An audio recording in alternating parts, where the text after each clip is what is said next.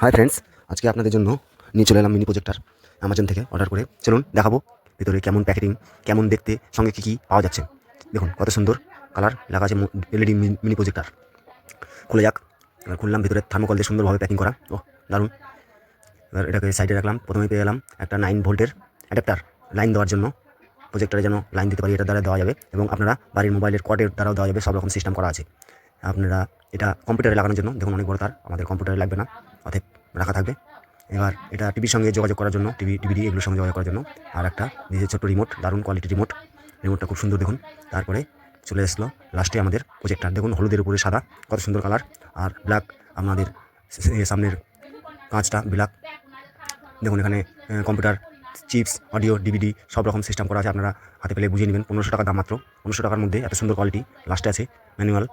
ভিডিওটা কেমন লাগলো আপনারা অবশ্যই কমেন্ট করে জানাবেন এবং সাবস্ক্রাইব করে পাশে থাকবেন।